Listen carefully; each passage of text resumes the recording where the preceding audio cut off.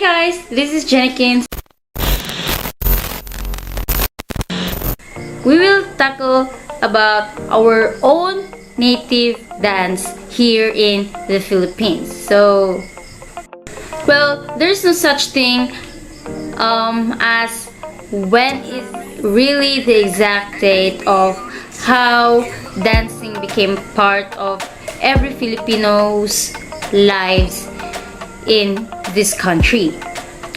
The dances were performed during festivals and remembrances of past military victories and are still performed during celebrations of birth and weddings in modern times. Many modern folk dance festivals still feature ancient dances performed in colorful costumes used during the tribal period of the Philippines.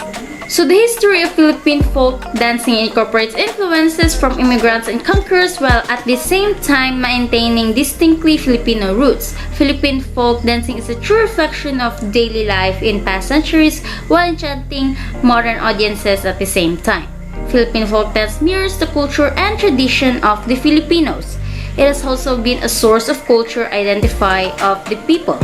In a diversified country, there are also great diversity of dances in different forms and dynamics that grow out of various times, situation, and experiences. So, let's talk about Cariñosa.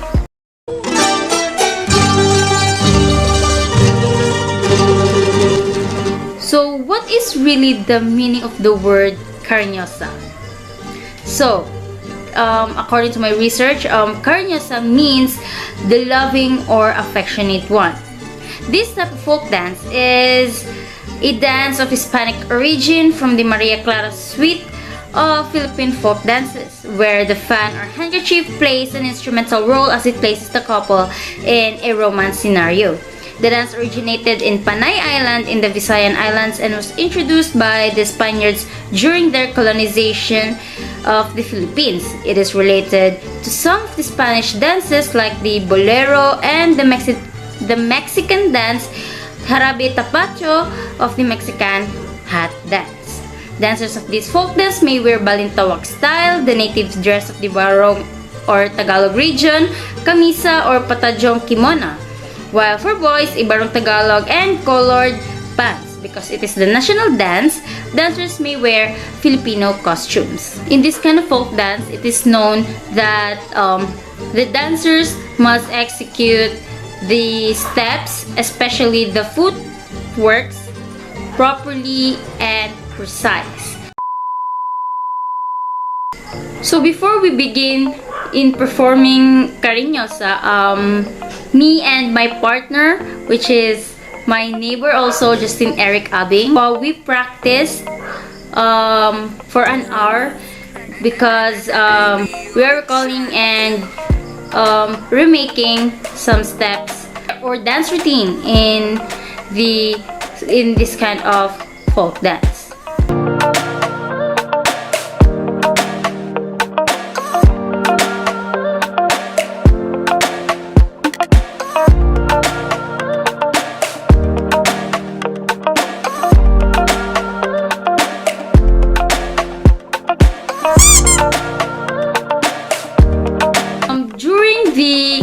Exact performance, before we totally begin, we went to the location where we shoot our performance. We prepared ourselves, even our costumes. We clean ourselves.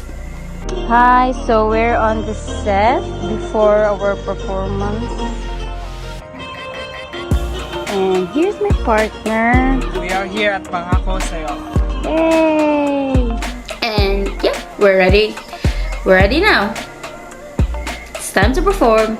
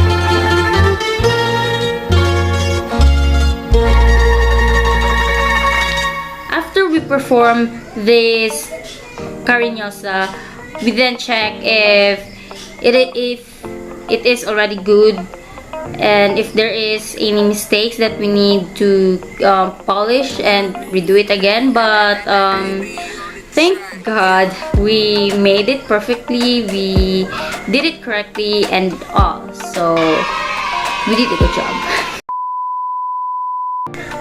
So the advantage of this type of folk dance in the Philippines is that most of us Filipinos, especially both of us, we were able to have performed this before, like around elementary days, and then we performed it again last grade 12 in our recital days, and yeah, we were able to do it well. And yeah, because we believe that most of us have already done this folk dance before, so we are already familiar with this. So that is the great advantage, because you know, it is a folk dance, so it must be really known by each of us Filipinos. However, we cannot deny the fact that there are still disadvantages when it comes to performing this kind of folk dance, because you know, as a dancer, you need to execute it properly, correctly, perfectly, the Cariñosa. As we have performed it, as we have practiced it, we realize that you know, the footwork is really quite particular with this kind of dance, because the moment you were mistaken in doing it, you will get puzzled. You know, your footwork should be like this: back, back, back, back, back, back. Sometimes we do it like this, like back, back, back, back. So it is already out of tune. So that is quite disadvantage. You know, having a very, no, not that much, but it's quite intimidating, that you need to focus on practicing this kind of dance. Oh, what can I say on this one? Well, yeah,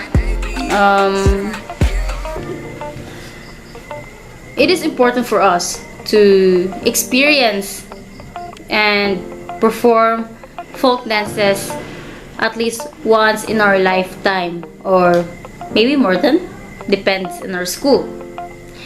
And yeah, knowing the folk dance in the Philippines is very important, because this represents the country that we are living in, and this folk dance is what reflects on how we appreciate the culture and the tradition of the Philippines.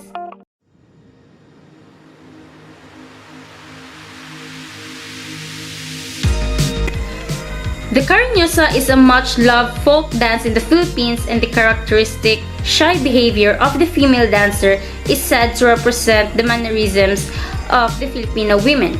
During the Marcos regime, the Cariñosa was named the national dance of the Philippines. And that wraps up for our vlog talk for today, which is about the Philippine national folk dance, the Cariñosa. I hope you guys learned a lot in this topic. So yeah, see you again on my next vlog, the second type of Philippine folk dance that we're gonna be talk about. So make sure to watch it. This is Jenna Kinsons again, and